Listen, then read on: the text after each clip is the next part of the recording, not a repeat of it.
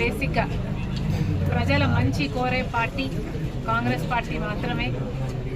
Congress party ఉండుంటే మన రాష్ట్రం ఇంత దయనీయ స్థితిలో ఉండేది కాదు. ఈ పార్టీ మన స్పెషల్ స్టేటస్ వచ్చేది. ఈ పార్టీ పోలవరం ప్రాజెక్టు పూర్తయిపోయేది.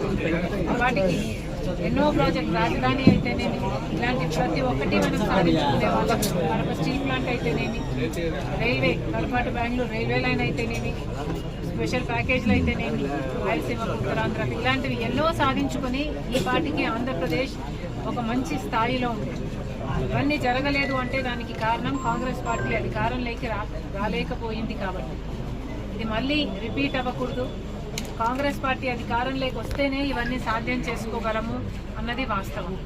ఇప్పుడున్న ప్రభుత్వమైనా పాలకపక్షమైనా అటు ప్రతిపక్షమైనా ఇప్పుడు మొత్తం అందరూ బీజేపీతో కుమ్మక్కై బీజేపీకి బానిసలై బీజేపీకి కనిపించని పొత్తులు పెట్టుకొని బీజేపీకి మద్దతుగా నిలుస్తున్నారు.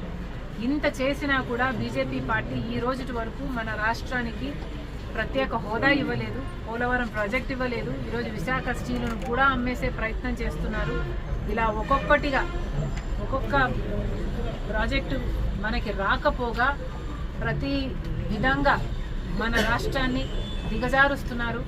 ఇంత అన్యాయం బీజేపీ పార్టీ ఆంధ్ర రాష్ట్రానికి చేస్తున్నా కూడా ఇటు జగనన్న గారు అటు చంద్రబాబు గారు బీజేపీకి తొత్తుల్లా బీజేపీకే మద్దతు ఇస్తున్నారు. ఇది తగదు.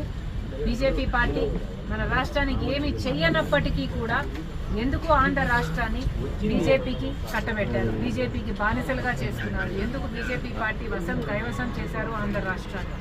ఆంధ్ర రాష్ట్ర ప్రజలకు సమాధానం చెప్పాలి. ఇది ఇలాగే కంటిన్యూ అయితే చాలా ప్రమాదం.